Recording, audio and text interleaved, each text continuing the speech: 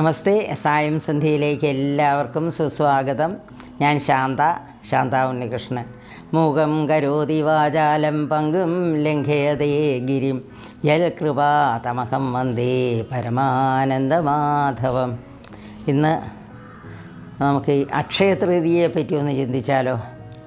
അക്ഷയതൃതീയ എന്ന് പറയുമ്പോൾ നമ്മുടെ മനസ്സിലൊക്കെ എന്താ വരുന്നത്? സ്വർണം വാങ്ങിക്കുന്ന കാര്യം അല്ലേ? സകല ജ്വല്ലറികളും ഒരു പരസ്യത്തിൻ്റെ ഒരു കാര്യമായിട്ട് ഇത് എടുക്കുകയാണ്. അതായത് അന്ന് സ്വർണം വാങ്ങിച്ചു കഴിഞ്ഞാൽ എന്താ നമ്മുടെ വീട്ടിൽ വെച്ചിരുന്ന സ്വർണം ഇരട്ടിയാവോ? ഒന്നുമില്ല. അത് നല്ലതാണ്. ആർക്കാണ് നല്ലതെന്നറിയോ? സ്വർണ്ണക്കടക്കാർക്ക് നല്ലതാണ്. ഇങ്ങനെ ആൾക്കാർ ഇഷ്ടം പോലെ ഒന്ന് സ്വർണം വാങ്ങിച്ചു കഴിഞ്ഞാൽ അവർക്ക് കമ്മീഷനൊക്കെ ഇഷ്ടം പോലെ കിട്ടും.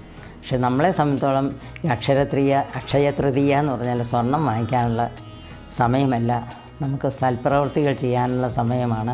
ആ ദിവസത്തിൻ്റെ പ്രത്യേകതയൊന്ന് പറഞ്ഞോട്ടെ. നമ്മളുടെ പരശുരാമസ്വാമിയുടെ ജന്മദിനമാണെന്ന്, ബലരാമസ്വാമിയുടെ ജന്മദിനമാണ്. ഈ 2 ദിവസങ്ങളുമാണെന്ന്. അന്ന് ചെയ്യുന്ന ഏത് പ്രവൃത്തിക്കും ഉണ്ടല്ലോ ഫലം വളരെ കൂടുതലാണ്. എന്ത് ചെയ്തു കഴിഞ്ഞാൽ നമ്മൾ എന്തെങ്കിലും ഒരു പുതിയ സംരംഭം തുടങ്ങുകയാണെങ്കിൽ അത് ഉത്തരോത്തരം അഭിവൃദ്ധി പ്രാപിക്കും. അതൊക്കെ വിചാരിച്ചിട്ടായിരിക്കില്ലേ ഈ അക്ഷയതൃതീയയുടെ എന്ന് ഈ സ്വർണം വാങ്ങണമെന്ന് നമ്മളെ ഉത്ബോധിപ്പിക്കുന്നു ഈ സ്വർണ്ണക്കടക്കാരൊക്കെ. അതുപോട്ടെ. അപ്പം ഇതാണ് പ്രധാനപ്പെട്ട കാര്യം. പിന്നെ വേറൊരു കാര്യം പറയുന്നുണ്ട്. ഈ നമ്മളെല്ലാവരും കേട്ടിട്ടുണ്ട്, ശങ്കരാചാര്യ സ്വാമികൾ ഇങ്ങനെ ഭിക്ഷയ്ക്ക് വേണ്ടിയിട്ട് നടക്കുന്ന സമയത്ത് സന്യാസിമാർക്കുള്ളതാണത്.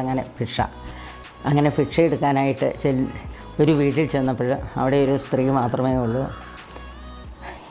ഭവതി ഭിക്ഷാം ദേഹി എന്ന് പറഞ്ഞിട്ട് ഇദ്ദേഹം ആ മുറ്റത്ത് നിന്നു. ആ വീട്ടിലൊന്നും കൊടുക്കാനില്ല. അവർക്ക് ആപാടെ വിഷമമായി. ഒരു സന്യാസി ശ്രേഷ്ഠൻ വീട്ടിൽ വന്നിട്ട് ഒന്നും കൊടുക്കാനില്ലല്ലോ എന്നുള്ള ആ ഒരു വേദന അവർക്കുണ്ടായി. പക്ഷെ നോക്കിയപ്പോൾ ഒന്നുമില്ല. ഒരു ഉണങ്ങിയ നെല്ലിക്ക അവിടെ ഇരിപ്പുണ്ട്. വെറും കൈയോടെ പറഞ്ഞു വിടരുത് എന്ന് വിചാരിച്ച് ആ നെല്ലിക്ക കൊണ്ടുവന്ന് ഇദ്ദേഹത്തിന് സമർപ്പിച്ചു. ഇദ്ദേഹത്തിന് അവരെ കണ്ടപ്പോഴും അവരുടെ ഭാവമൊക്കെ കണ്ടപ്പോഴും തന്നെ എല്ലാ കാര്യങ്ങളും മനസ്സിലായി. അവിടെ നിന്ന് അദ്ദേഹം ജപിച്ചതാണ് കനകധാരാ സ്തോത്രം. അവർക്കൊക്കെ പേനയും പെൻസിലും ഒക്കെ എടുത്ത് എഴുതിയൊന്നും പിന്നെ ചൊല്ലുകയും വായിക്കുകയൊന്നും വേണ്ട. കാരണം മനസ്സിൽ നിന്ന് അതിങ്ങനെ പൊങ്ങി വരുമല്ലോ എല്ലാം. അങ്ങനെ ആ കനകധാരാ സ്തോത്രം അത് ചൊല്ലിക്കഴിഞ്ഞപ്പോഴത്തേക്കും അവിടെ മുഴുവനും നെല്ലിക്ക കൊണ്ട് അഭിഷേകമായി. എന്ത് നെല്ലിക്ക എന്നറിയോ? സ്വർണ്ണ നെല്ലിക്ക. കാരണം ഒന്നുമില്ലാത്ത ആ സ്ത്രീരത്നത്തെ അങ്ങനെ ഈ സ്വർണ്ണ നെല്ലിക്കയുടെ മുഴുവനും അധിപനാക്കി അദ്ദേഹം. അതായത് അവരെ ഐശ്വര്യത്തിൻ്റെ ഔന്നത്യത്തിലേക്ക് ഉയർത്തി ഈ ഒരു സ്വർണ്ണ നെല്ലിക്ക ഇദ്ദേഹത്തിന് കൊടുത്തതുകൊണ്ട്.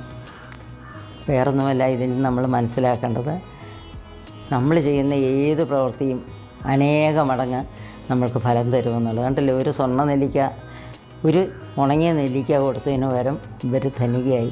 അതുപോലെ തന്നെ നമ്മുടെ കുചേലൻ്റെ കാര്യം നമുക്കറിയാമല്ലോ.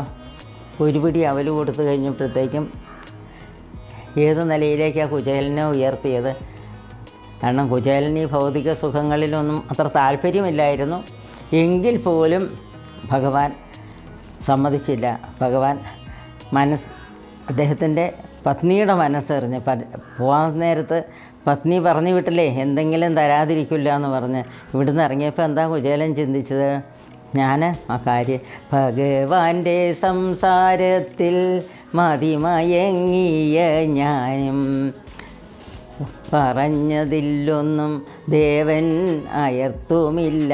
അദ്ദേഹം ഒന്നും പറഞ്ഞുമില്ല, ഞാനും പറഞ്ഞില്ല ഒന്നും. അതായത് ഇവിടുത്തെ ദാരിദ്ര്യത്തിൻ്റെ കാര്യമൊന്നും. പക്ഷേ അദ്ദേഹം അതൊക്കെ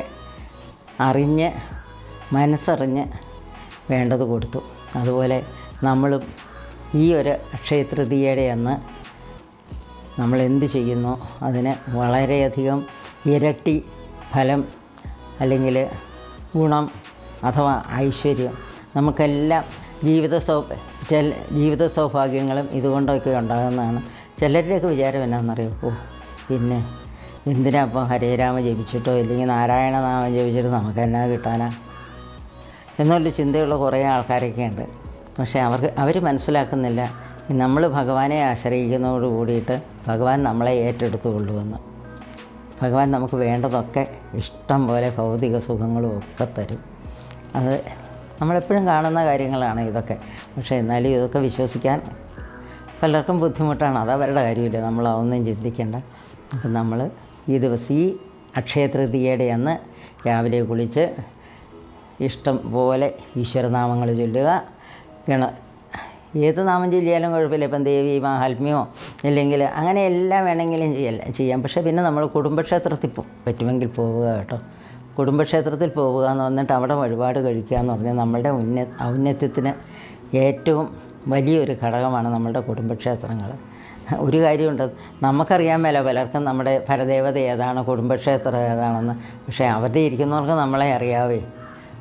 നമ്മളങ്ങോട്ട് ചെല്ലുന്നില്ല, നോക്കുന്നില്ല എന്നൊക്കെയുള്ള ഇത് അവർക്കറിയാം.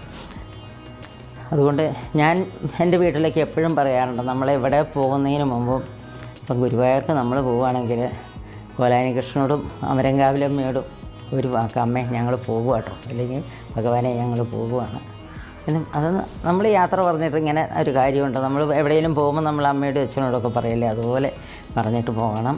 അങ്ങനെ നമ്മളുടെ കുടുംബത്തിൽ നമ്മളുടെ മക്കൾക്കുമൊക്കെ എല്ലാവിധ ഐശ്വര്യങ്ങളും സമ്പൽ സമൃദ്ധിയും ഉണ്ടാകാനായിട്ട് നമ്മളുടെ ഈ അക്ഷയ തൃതീയയുടെ അന്ന് എന്തൊക്കെയാണ് വേണ്ടേ? ദാനം, പിന്നെയോ സ്നാനം, പറ്റുന്നതൊക്കെ നമ്മൾ എന്തെങ്കിലുമൊക്കെ സഹായം പറ്റുന്നവർക്കൊക്കെ ചെയ്തു കൊടുക്കുക. നമുക്കും പലരും പറയുന്നത് എന്താണെന്ന്, ഇപ്പോൾ ആരാ ഉള്ള ദാരിദ്ര്യമുള്ളവരും കഷ്ടപ്പാടുമുള്ളവരും ഒന്നും ഇല്ല ഇപ്പം എന്ന് പറയുന്നത്. പക്ഷേ നമ്മൾ നോക്കിക്കഴിഞ്ഞാൽ നമ്മളുടെ അടുത്ത് തന്നെ ഉണ്ടായിരിക്കും. പക്ഷേ അവരുടെ അഭിമാനം കൊണ്ട് അവർ നമ്മളോട് ചോദിക്കുകയൊന്നുമില്ല. അറിഞ്ഞ് നമ്മൾ ആരെയെങ്കിലും സഹായിക്കണമെങ്കിൽ നമ്മൾക്ക് അപ്പം നമ്മളുടെ മനസ്സിലേക്ക് അത് ഓടി വരും, ഇന്നയാൾ കുറച്ച് ബുദ്ധിമുട്ടാണെന്ന്. അപ്പം ചോദിച്ചു കഴിഞ്ഞാൽ അങ്ങനെയുള്ളവരെ നമ്മൾ സഹായിക്കാനായിട്ട് ശ്രമിക്കുക. എല്ലാവിധ സഹായങ്ങളും ഇത് ഭഗവാനുള്ള ഒരു നിവേദ്യമായിട്ട്, ഒരു അർച്ചനയായിട്ട് നമ്മൾ കണക്കാക്കുക. അപ്പോൾ നമുക്ക് മനസ്സിന് സന്തോഷവും ജീവിതത്തിൽ സുഖവും എല്ലാവിധ ഐശ്വര്യങ്ങളും ഉണ്ടാകും. അങ്ങനെ ഈ നമ്മുടെ വൈശാഖ മാസവും അക്ഷയ തൃതീയം എല്ലാ പുണ്യദിനങ്ങളും നമുക്ക് ആഘോഷിക്കാനുള്ളൊരവസരമാവട്ടെ എന്ന് മാത്രം പറഞ്ഞുകൊണ്ട് എല്ലാവർക്കും എല്ലാവിധ അനുഗ്രഹങ്ങളും ഭഗവാന്റെ ഉണ്ടാവട്ടെ എന്ന് പ്രാർത്ഥിച്ചുകൊണ്ട് നിർത്തുന്നു. നന്ദി, നമസ്കാരം.